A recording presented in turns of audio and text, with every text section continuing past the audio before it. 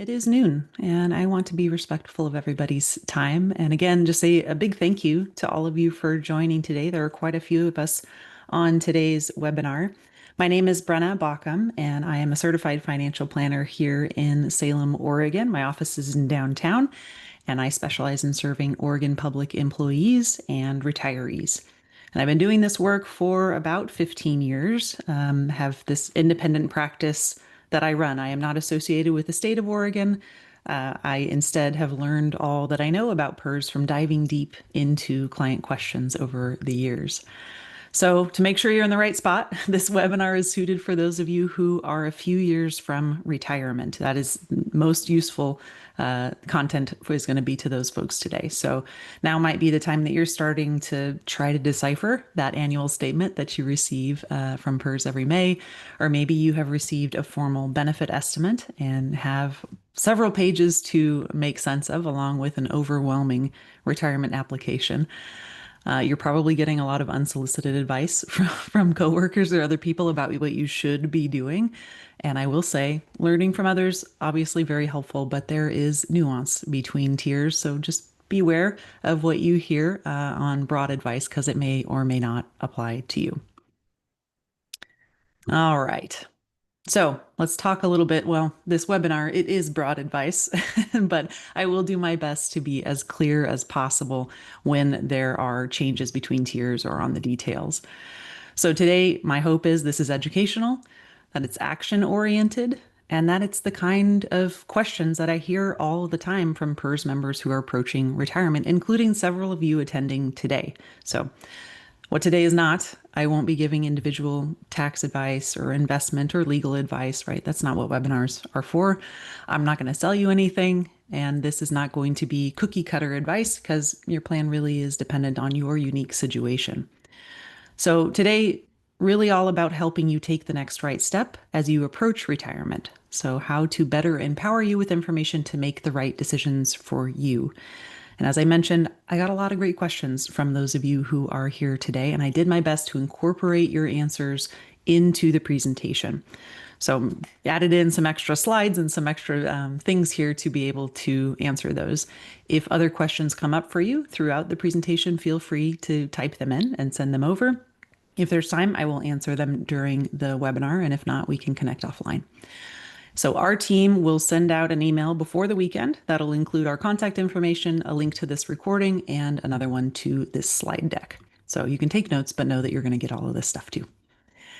So we will start with an overview of your PERS benefits, how they work, how to interpret your benefit estimate, and some of the key decisions you're going to be facing. And then we will dive into retirement timing. So for many folks, this is one of the biggest questions. When should I retire? We'll talk through both the financial and the non-financial considerations of that decision. Next up, we're going to explore how your income and your expenses are going to shift in retirement. That's going to include Social Security, taxes, healthcare, how to start drawing from investments in a sustainable way. And finally, we will zoom out and look at the bigger plan. So what does this next chapter look like for you? And what are your priorities? And how can you build a plan that supports them? All right, so let's start with an overview of your retirement benefits through PERS. So as an Oregon public employee, you are in one of three tiers. Tier 1, if you were hired before January 1996.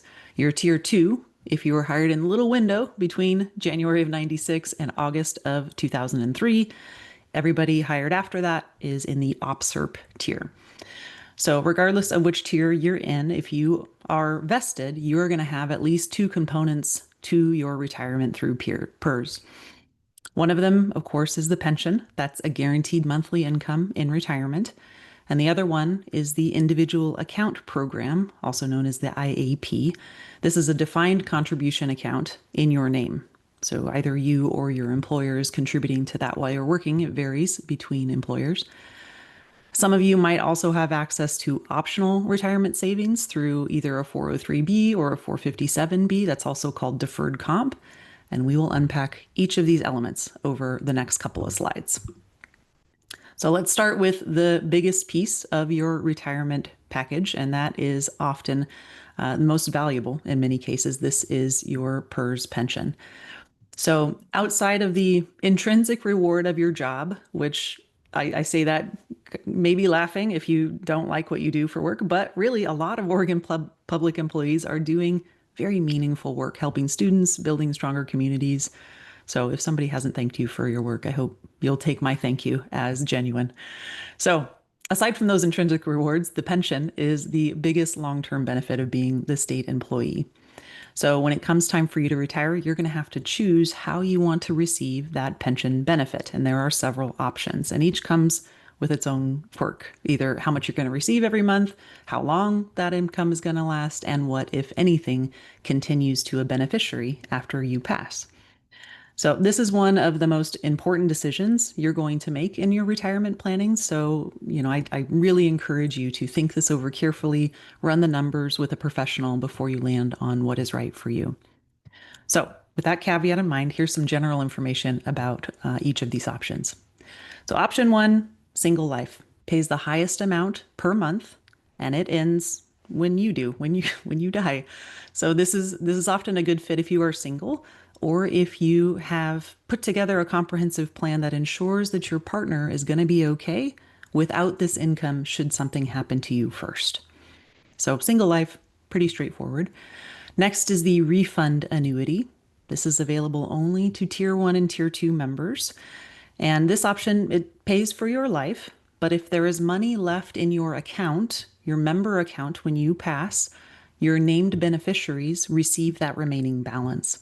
So it offers a little more flexibility for those of you who want to leave something behind to a non-spouse. There's lots of spousal options, which I'll talk about in a minute, but this refund annuity is one way to leave to non-spouse. Another option, just for tier 1, 2 members, is the 15-year certain. Also provides benefit income for life, but if you pass away before receiving 15 years worth of payments, your beneficiary continues to receive the rest for the remaining of a total of 15 years. So that it can be a way to ensure your hard-earned asset benefits pay out for at least 15 years. So these two options, they tend to appeal to people who either have some concerns around longevity, wondering whether they're going to live long enough to fully enjoy their pension, or if they want to leave that benefit to someone other than a spouse, so like kids or grandkids. I did have a tier 1 client retire in her mid 80s. She really loved her meaningful work and was uncertain she would, or if she wanted to, live to 100. So she decided to go with a 15-year certain, so that a portion of it would transfer to the Humane Society upon her passing. That's why there's a dog in this photo, because nonprofits can be beneficiaries here too. So that's just one example of when the 15-year might be appropriate. Now I'm going to cover a couple of options, what PERS calls the joint and survivorship options. So these are available when you are married or you have an eligible partner you want to name for your benefits to continue on to after you pass. So these are often referred to as option 2, 2A, 3, and 3A. So option 2, full joint and survivor benefit. So you're going to receive this pension amount for life. And if you pass away, your partner continues to receive 100% of that same amount for the rest of their life. So that lifetime coverage for you and your spouse is valuable, but you're typically going to see a reduced monthly benefit compared to option 1 for the single life account, because PERS is extending the option of coverage there. And anytime PERS is promising to be on the hook to potentially pay longer, that monthly benefit amount is going to be a little bit lower. Option 2A gives you a little more flexibility. This is called the step-up option. So it's the same as option 2. So while you're both living, you get that income. If your partner passes away first, you can step up to the option 1 amount, which is the highest monthly benefit, as we just talked about.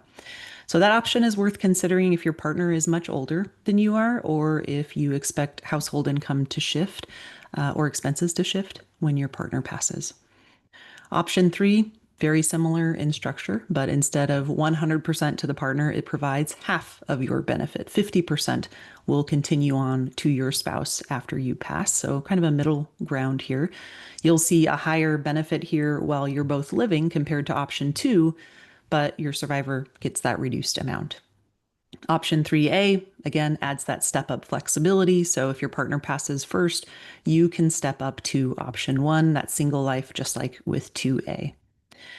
So for married couples, the most conservative choice is probably option 2A, right? It's often the one I start with when I'm building a financial plan for folks at the very beginning, just entering in preliminary data.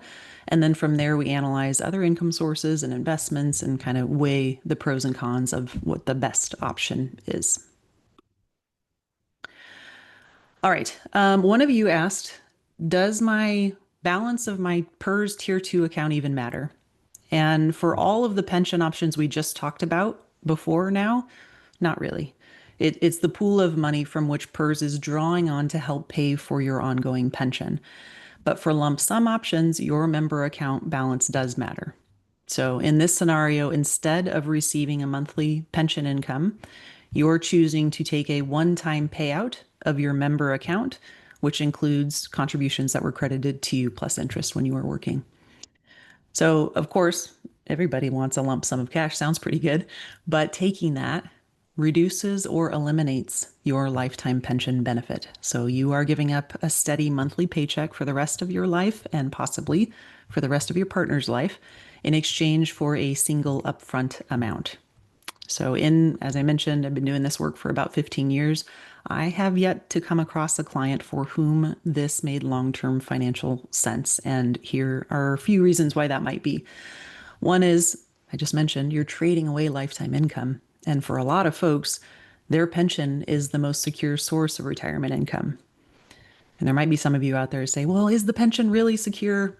I have a whole blog about that, but suffice it to say, the Oregon Supreme Court has guaranteed your access to your PERS pension benefits. 2, there are big tax implications. So deciding on how you want to take the money, you could owe a hefty tax bill up front. Rolling it over and out into an IRA or something that will help, but then it's subject to market volatility in the way that the pension generally isn't.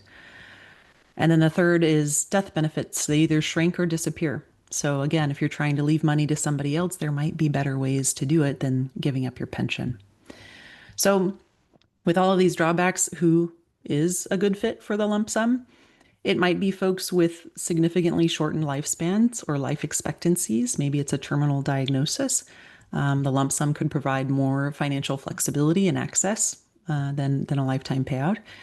Another might be for those whose spouse has ample guaranteed retirement income, like another pension or an annuity. So making a reduced monthly benefit plus a lump sum could be a better tax and investment fit for their household. Or it might be somebody who's facing a lot of high interest debt or an urgent financial need. And I really say that with caution, because while the lump sum might offer some short-term relief, it should be weighed very carefully against the long-term retirement security through the end of your life. So before you go this route, highly recommend getting personalized advice and running the numbers for your unique situation. Okay, so when you are within 2 years of your earliest PERS retirement eligibility date, you can request up to 2 formal benefit estimates per year for free. After that, I think they're $25 or something like that. And one of you asked in here, actually, I think a couple of you did, how to calculate your monthly benefit.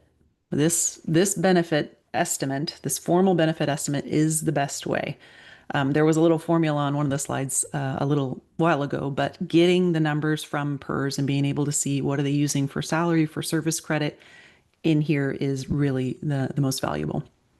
So I always encourage folks to request a formal estimate as soon as you're eligible, even if you don't plan to retire anytime soon, because this is PERS. The first time they're dusting off your file, they're giving you an opportunity to catch errors and make sure clarify your service credit and understand what you're working with from a long-term planning perspective. So we'll talk a little bit more about how PERS defines retirement eligibility in just a minute.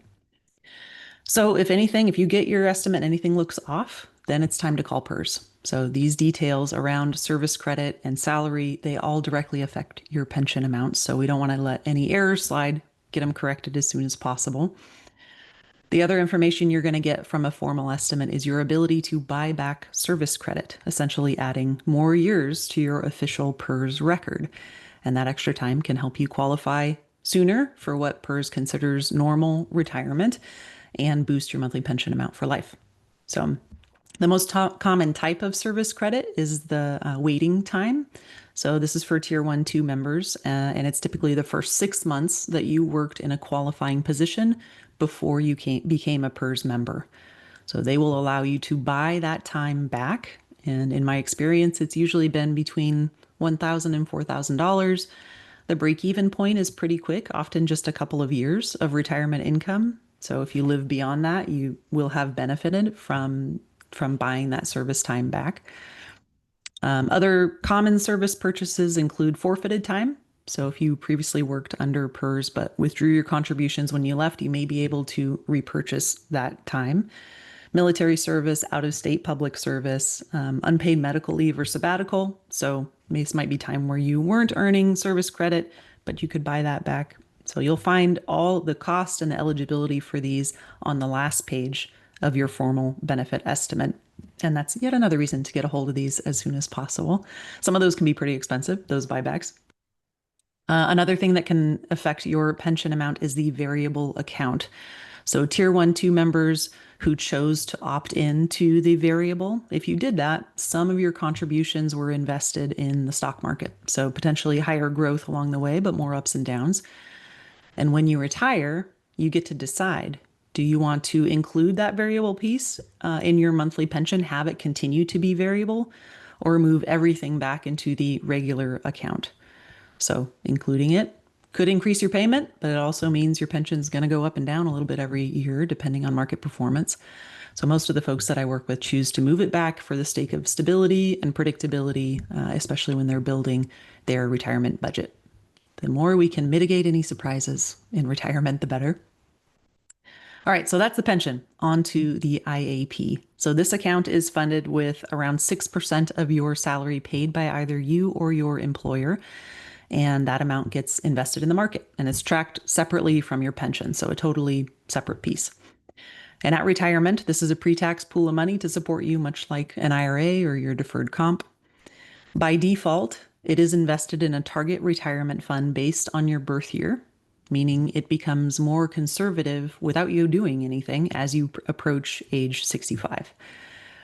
So for high earners, Senate Bill 1049 introduced an Employee Pension Stability Account, or the EPSA. So for 2025, if you earn over about $3,700 a month, part of your 6% is redirected to this EPSA account. And how much of it depends on your tier. I put it on the slide here, how that's impacted. So the EPSA, it's not a pool of money that you get directly. It stays with the state to shore up the pension and ensure that they can pay you what they promised. So there's a lot of people who have big feelings about this redirect. And if you are one of them, PERS offers you the ability to make up that percentage. You can contribute either the 2.5 or the 0.75% in the IAP. There's some interesting quirks with that. If you are interested and want me to dive into those quirks, I'll do so during the Q&A.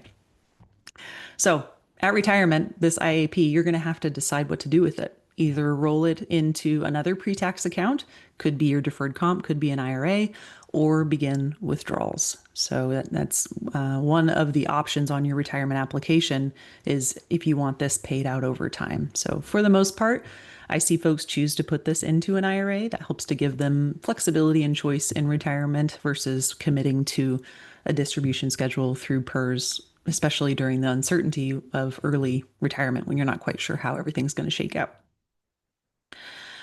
Many of you also have access to this optional deferred compensation program. So this might be an account like a 403B or 457B, and these are just other ways to save for retirement. So you fund these plans yourself, and typically they offer both a traditional and a non-traditional option. So traditional pre-tax, Roth, after-tax type of option. So traditional contributions, those reduce your taxes now, but the withdrawals are taxed later. Roth contributions, you make those contributions with after-tax dollars, but then in retirement, they're tax-free, which is pretty great, including the growth. So these accounts, they're typically with custodians like Voya or Empower are the two big ones. So you can check your balance through quarterly statements or online portals. And you can change your investment strategy in these anytime. So if you're approaching retirement and you haven't looked in a while, it's a really good time to do so. The markets are very happy right now for the most part. So if you had, you know, put something in there that was quite aggressive when you started with the state and now you're nearing retirement, might be time to revisit that and turn that notch down a bit. Some of you asked about how these two accounts differ. Like, how do I choose between if I have a choice of 403B or 457 or both? Some organizations allow you to contribute to both. A unique feature of the 457B, which is again the Oregon Savings Growth Plan for a lot of you, is penalty-free access to these funds before you hit 59 and a half, as long as you've separated from service. So that's something that your IAP does not offer. So if you are retiring at 55 and needing to withdraw from this account, you're going to want to ensure that your IAP and your 457 stay separate, at least until you hit 59 and a half, because otherwise there's pro rata distributions and a 10% penalty applied to whatever comes out on the IAP side. So for folks who are retiring after 59 and a half, I often see them roll the deferred comp into the same IRA that the IAP is going in to keep things simple.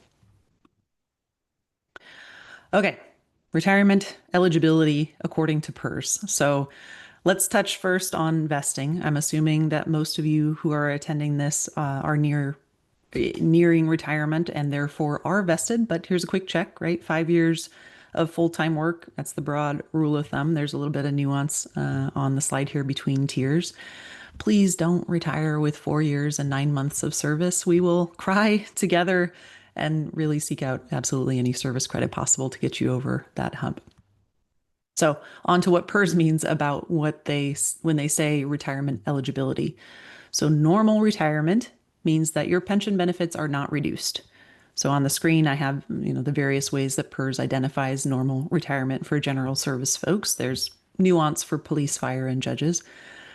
Early retirement means that you can retire and start drawing a benefit, but it's going to be actuarially reduced since you're claiming before normal retirement age or years of service. So there's no one size fits all answer here. It's really important to remember this benefit is for life, and so is the reduction. So broadly speaking, retiring around 3 years early can reduce your benefit by about 23%, and 5 years early, about 35%. So that can be pretty significant. Aside from how PERS defines retirement eligibility, there's also other factors to consider around timing. The first is the bridge to Social Security. So one common milestone for this crowd is the folks that are eligible at 55, qualifying for full normal retirement at 55. That's still several years before Social Security is available to you. So that pension often becomes a part of the bridge that helps you to cover that gap. Your investment accounts can be another resource here for retirement income. But as I just shared, some of those accounts, like your IAP and IRAs, come with rules about who can access and when you can access those funds without a 10% penalty. So just really want to make sure that your income plan is solid and fills that space between 55 whenever you plan to start taking Social Security. So we'll talk more about income planning in just a minute. Before I move away from Social Security, one of you asked whether your Social Security benefits will be reduced because of your PERS pension, what used to be called the Windfall Elimination Provision, or WIP. So this penalty has been repealed for benefits payable after 2024 and later. That was part of the Social Security Fairness Act. So if you were impacted in a prior year, you might have received some retroactive payment. For most of you, though, here with Oregon PERS, especially if you contributed to Social Security during your public service years, this will not apply. So it is worth checking, though, if you had a portion of your career where you worked in a position that wasn't covered by Social Security. Okay, so by far the biggest deciding factor for the folks that I work with around when to retire is health insurance coverage. So if you retire before 65, you're going to need to fill that gap before Medicare starts. And I usually see early retirees paying around $1,000 a month per person per coverage. And I'll talk more about this in detail in a minute. But healthcare is a moving target, right? Especially right now as I record this in October of 2025. So again, I'll talk more about kind of the healthcare options you have specifically available to you as a state employee when we talk about kind of expense changes here. Another consideration is what profession you're in. So sometimes your job directly impacts the optimal retirement date. So one of you asked a question from a teacher who's attending today, and I know why you're attending today because it's conferences, because my daughter is home. So I'm glad you're tuning in between talking to parents like me. So for teachers, it's common to think about retiring at the end of the school year. So I will say this is right, for you, whether or not this is right for you really depends on your unique service record. So as we talked about at the start, your pension, it's based on, in part, on your final average salary using your highest 3 calendar years of income and your service credits. So in this case, retiring in June likely means your last year will not be one of those highest 3 earning years. So making sure you have 3 full years of your highest salary is worth considering, as of course is vesting and the timing differences between normal and early retirement service credits. So I always try to remind folks it's really important to weigh the trade-offs of working a little longer, right? We can always work a little longer, and that could slightly increase that pension for life. But choosing to step away earlier might offer something even more valuable, right? Your freedom, your time, the start of your endless summer. So the right answer depends on your specific service record, income history, and your priorities. And finally, we come to one of the hardest, maybe, but maybe most important parts of retirement timing, and that's thinking about what is this next chapter for? So retirement isn't just about leaving work, it's about stepping into something else, right? Whether that's time with your kids or your grandkids or travel or creative projects, getting really clear on how you want to spend your time can go a long way to helping ensure it's a smooth transition. Okay, so let's talk about how you'll replace your paycheck once you step away from full-time work. So first up, the pension, right? That's often the foundation of your retirement income. Then there's Social Security. The earliest you can claim is at 62. Your full benefits are going to be available at full retirement age, which for most of you is 67. And if you wait until 70, you get the highest benefit possible thanks to delayed credit. It's called delayed retirement credits through Social Security. So beyond those, you might have other investments like we just talked about, pre-tax accounts like the 457 or 403 or the IRA. Taxable brokerage accounts, so those are funded with after-tax dollars. They might be generating interest and dividends and capital gains. And then tax-free accounts like Roth IRAs or HSAs, and those can be very valuable in retirement when you're trying to manage taxes and it becomes very nuanced. So some of you might plan to do a little part-time work in retirement, which I'll talk about on the next slide. With all of these potential resources, the next natural question is which bucket should you pull from first? And this depends on a few things. So your current and your future tax liability, how are they different? Do we think we're going to be in a lower tax bracket in retirement? If so, that could open up some doors. Whether you want to delay Social Security for a higher benefit, which means, of course, in the time between retirement and Social Security, having to draw on other investments in the short term. And then whether or not it makes sense to do some Roth conversions in lower income years. So all of these are very, very unique and don't have a boilerplate answer. So looking at these decisions through the lens of your specific financial picture is going to be important before you make a decision. Some of you might be thinking about returning to work after you collect your pension. So retiring from PERS, collecting your pension, and then going back to work. So if you want to do that and go back to work for a non-PERS employer, have at it. No restrictions, no impact on your pension whatsoever. If you retire and you go back to work for a PERS employer, there's some guidance that's baked into Senate Bill 1049 that comes into play. So after January 1st of 2020 and continuing on through 2034, most PERS retirees are allowed to work unlimited hours for a PERS employer without impacting their retirement benefits. So that flexibility makes part-time retirement or kind of a phase into retirement much more accessible than it used to be. So that's worth considering if it's interesting to you. So how that breaks down, if you retire at full retirement age, we just talked about what PERS constitutes as normal. You can go back to work for a PERS employer right away, work as many hours as you want. If you retire early, you can only work unlimited hours for a PERS employer if you take a 6-month break. So otherwise, you're subject to these annual limits. So tier 1, 2, without a break, it's a little over 1,000 hours a year. OPSERP is just under 600 hours a year.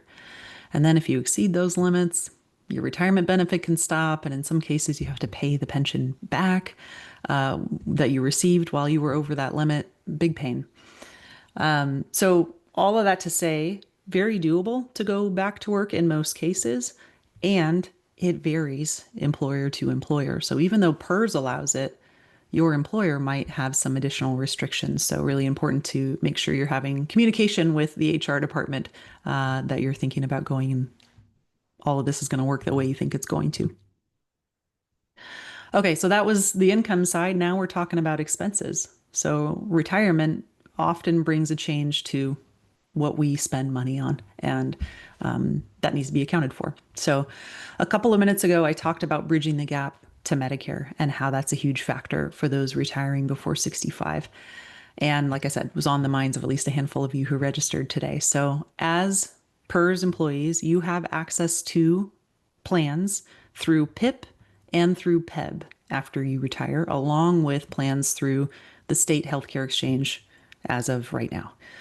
So which of these is best for you is going to depend on the providers you prefer. So PIP utilizes Kaiser and United Health right now, while PEBB offers plans through Kaiser, Providence, and Moda. Told you Rigby was going to make it. Premiums there can run from $750 a month up to $1,700 per month per person. So that's a big expense to ensure you're factoring into your retirement budget. And then at 65, you're going to transition to Medicare Parts D and B and D for some of you, for some amount of your healthcare needs, and you're going to want to determine which supplement is right for you. So there's Medicare Advantage, there's Medigap. Those are the two broad plans, and then there's dozens of choices under each of them. So for both of these, I highly recommend meeting with an independent insurance agent to help you review your options. So they can help you talk through your unique needs, your prescriptions, your preferred providers, and really help you to determine the right fit, such a personal decision. Long-term care can also be one of the largest expenses you'll face in retirement, so having a plan for that is important. There are long-term care insurance policies along with life insurance policies that carry a long-term care rider that you might want to explore. And I'm always encouraging folks to review those quotes, pencil out the long-term impact of self-funding long before you make a decision of whether or not to get insurance, because seeing those things side by side is really, really powerful. That landscape has changed so much in just the last 10 or 15 years that it's worth navigating and also taking with a grain of salt. Home costs, so those tend to go up in retirement. Maybe I assume it's because we are spending more time at home and we see all of the things that the molding that's cracking and stuff like that that we kind of ignored for a long time. So there's folks who want to make those changes along with any changes that are needed if you want to age in place, if you don't have any plans to move. So that might be walk-in showers or neutral thresholds or grab bars. So all of that adds up. I've had several clients who have chosen to move into a retirement community. So there are all different varieties of communities. Some are independent living arrangements only.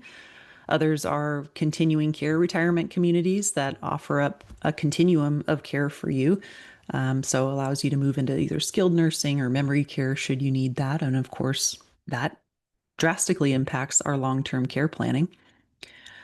General statistics around expense changes in retirement is that your expenses tend to increase about 25% in early retirement.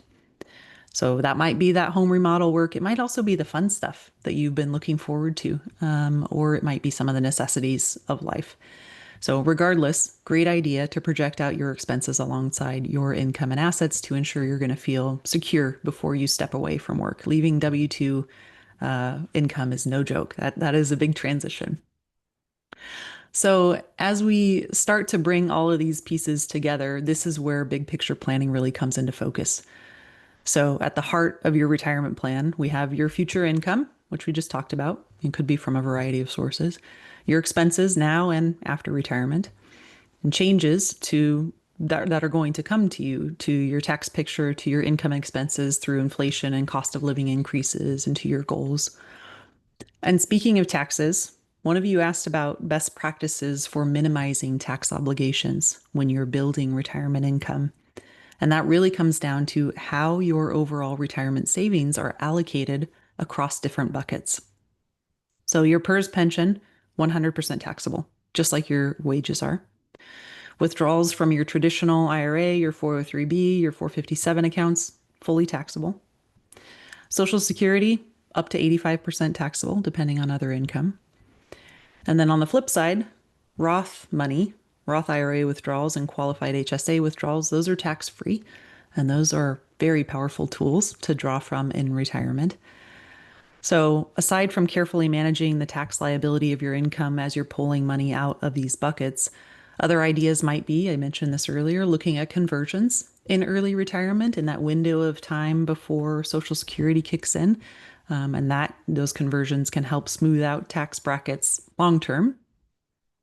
If you're married and one spouse continues to work, you might have room to contribute to a Roth or taxable account for a couple of more years. So that gives you some other tax diversification in those buckets.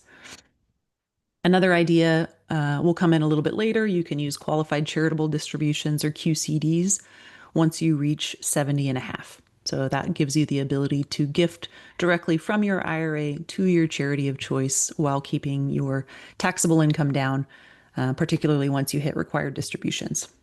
So there's a little tax nerd out for you. So we layer all of that nuance onto necessary updates to your estate plan, reevaluation of your insurance coverage, and ensuring that your investments stay aligned with your needs. There's a whole lot to do in this time.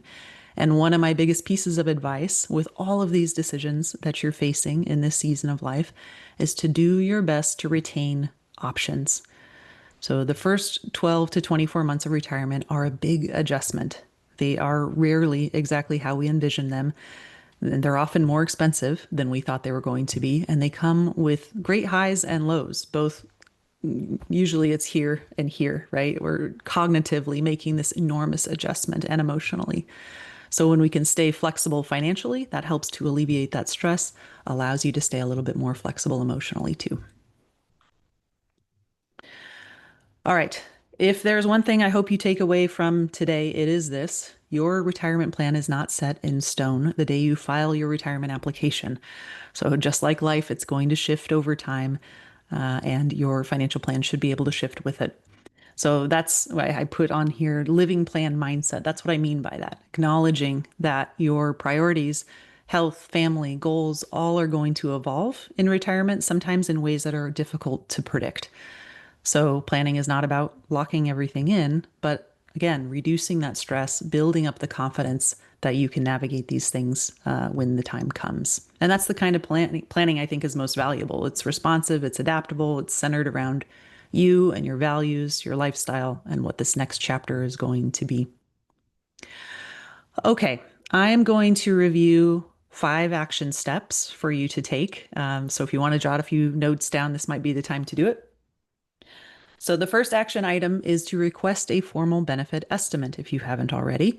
So you can request this once, like I said, once you're within 2 years of your earliest retirement eligibility date. So for many of you, that might be 55, which means you could have claimed this, or you could be looking into this benefit estimate as early as 53. So that they are processed as they get this form from you. They're processed in order of retirement date. So if you put December as your retirement date, your request is going to be processed earlier than someone who put March, for example. So requesting a formal estimate gives PERS an opportunity, like I said, to update your file. So if there's any discrepancies, missing service time, incorrect salary history, process helps to catch them. And it also gives you a chance to review and correct that information. So I have several clients who are in the process of going back and forth with PERS saying, nope, oh, what about this? You forgot about this. We need to make sure this is in place. So they do a wonderful job, and nobody's perfect. So making sure you refine that, make your file clean, as accurate as possible, that's going to make life easier for you come retirement. Second, take a look at your annual statement. So this is typically mailed to you every May, and it's essentially a snapshot of your PERS progress. So it shows your pension pool, your contributions, years of service, and whether you are currently vested. So the next section below that is all about your IAP, shows the balance along with the current investment strategy. And then the very bottom, for those of you subject to the EPSA redirect, gives you some details about how much is going toward that account. Again, that's not a pool of money that you get directly, but it's meant to shore up the pension when you receive it. All right, step 3, once you get that formal benefit estimate back from PERS, you're going to be able to review it, and then you'll have some decisions to make about all of those pension options. So remember that these estimates, they also include information not just about the pension options, which is the screen grab I have here, but also about any service purchases you have available. So at the risk of sounding very geeky, this is the holy grail when it comes to long-term planning for PERS folks. So this is just such a vital piece when we're nearing retirement to help you understand what your options are. 4, so as we talked about, your pension is one piece of the retirement income. Social Security and your other investments, those are also going to play a role. So it's a great idea to get a handle on those elements and help you start envisioning that big picture. If one of your outside accounts is not a traditional IRA, or if you don't have another qualified account for that IAP to roll into, now might be the time to open one up, because that is information that PERS is going to want on the retirement application, which is step 5. Great segue, right? So completing that PERS retirement application, like I said, PERS likes to see these around 90 days before your retirement date, which ensures you get your first pension check on time.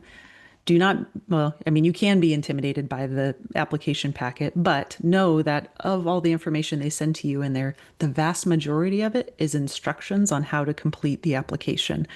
So I just completed one yesterday with a client of mine, and we whittled down her giant packet down to about 7, maybe 6 pages that needed to be completed for her. So it's very doable, but it can be a bit intimidating. So, and what I love too, PERS also offers these RASS, Retirement Application Assistance Sessions, for free to go through your retirement application after you've completed it, point out anything that might be missing, help you notarize it, because that's something that's required before you get that to the PERS office in Tigard. So, as you near retirement, like I just said, it's a huge shift, shifting our brains from saving and accumulating to planning to how we're going to use those resources to support our next chapter is big. So that's where financial planning can make all the difference. And it helps to clarify your options, both how and when to retire, which accounts to draw from, what are the trade-offs that exist so you feel really good about whatever decision you go with, and how your choices today ripple out into the future. So that can give you confidence to leave your work on your terms, right? Knowing that the numbers support your decision, not just for today, but through all of the unknowns that lie ahead. And I think it offers something very, very important in this season of life, and that's a trusted thought partner. So somebody to walk alongside you, to run the numbers, help you weigh those pros and cons, and really help you stay focused on what matters, not just financially, but also personally. I don't think that a good plan just helps you retire. It helps you to live well. It aligns your resources with what you care about most, so you can spend less time worrying about money and more time living the life you've worked hard to build. So I have a blog and a video all about how you can find the right trusted thought partner advisor for you, and I'm happy to share that after this. Okay, so a quick recap on your to-dos and a little countdown here as you make your way to retirement. So 2 years out, ask for that formal benefit estimate from PERS. 1 to 2 years out, put a financial plan together. That you can do that with an advisor. If you are a do-it-yourselfer, Boldin, Boldin, is some do-it-yourself financial planning software that has relatively high marks. 6 months out, assess your tax needs. So, what you're going to need to have in place for rollovers and how you're going to support yourself for the first 6 to 12 months of retirement. 90 days out, complete that retirement application. 60 days out, plan a party. You deserve it. Then retirement comes. 90 days after retirement, you're going to want to keep an eye out in the mail for your IAP check. So they mail that, even though we put in on the application that it's going to be deposited to Schwab or Fidelity or whoever your custodian is, they're still going to mail it to you. And then you need to send it along to your custodian. Another thing that comes 90 days out is the quarterly mailing with your federal and state tax withholding that PERS has applied to your pension. So I've had a couple of clients who had that come back showing zero, and we needed to go back and remedy that right away from a state perspective, especially. I've seen that. So that just makes sure that what you think is being withheld is, so you don't have any surprises during tax time. All right.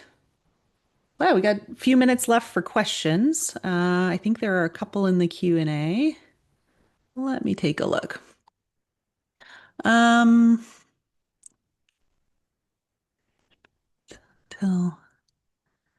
What if one departs from service at 55 but doesn't claim PERS benefits until age 60? Still full PERS at age 60, right?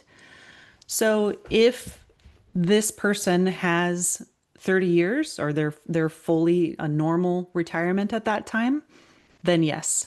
But leaving PERS and not continuing to work for them does not continue to increase your service credits, even if you stop claiming or you haven't claimed the pension yet. So say you're at 55 and you're at 25 years, you won't get to 30 years at 60 if you've stopped working. But you could wait to claim if you were trying to maybe mitigate income for those years and then click it on at age 60. And that same thing, you would basically leave your record, your contact record with the state alone. So you wouldn't roll over the IAP, you wouldn't do any of that stuff until you got to age 60 in this hypothetical. Yes, yes. One of my clients is here and making sure I'm going to help her with her retirement application. Yes, I will help you. No problem. Let's see what else. Oh, yeah. So somebody's asking about the IAP redirect. So I mentioned that the EPSA takes a portion, a small percentage of your IAP contributions and is putting it into a different account. So if you're very excited about that 2.5% or 0.75% and you really want to continue to contribute that difference of what's being taken out from the EPSA, you can. Those contributions go into your IAP on an after-tax basis, and at retirement, PERS will cut you 2 checks from your IAP. One is the majority of the count, all pre-tax dollars that will go into your IRA. The other is the after-tax contributions you made. They'll just basically return that to you. So any of the growth from those contributions stays with the pre-tax side, and the contributions themselves come back to you. So I don't have too many clients who want to go this route. It's just such a small percentage, but it's definitely worth exploring. Let's see. Roll over to IRA.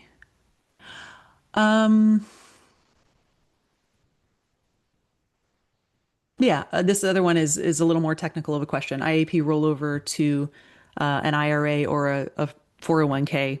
Like, what are the pros and cons of this? So the IAP can be rolled over into any other pre-tax account you want. It could be a qualified account, like it could even be your 457B if you wanted to. If you want to do something outside of Oregon's plan, say you go work somewhere else, you can roll your IAP into a 401k, but you'll need to fill out their rollover acceptance transfer form and have the new employer plan sign off on that. So that's the only nuance there. I'm in tier 2. What to do with the sick leave and vacation hours? Can the money from sick leave and vacation hours roll over into an IRA? So typically, those hours go toward changing your pension. So they can kind of be applied to the pension amount and raise that overall amount. But it's going to really vary depending on your specific service record. So I think that is a question for PERS. And I just called him 2 days ago, and my hold time was only like 2.5 minutes. So it's not, sometimes it's bad. Don't call Monday at 8:30 and try to avoid the lunch hour, but otherwise it's not as bad as it has been in the past. So, all right. That's all I see. I just want to thank you again so much for your time, for joining us today and learning a little more. Like I said, before the weekend, our team is going to send out an email that has a little bit of information about, it's going to have this recording, slide deck, and some links for you to explore. Always happy to serve as a resource however I can for you. We have the second most complicated pension in the United States. So if you are overwhelmed, you are not alone. All right. Thanks for watching. We'll connect soon.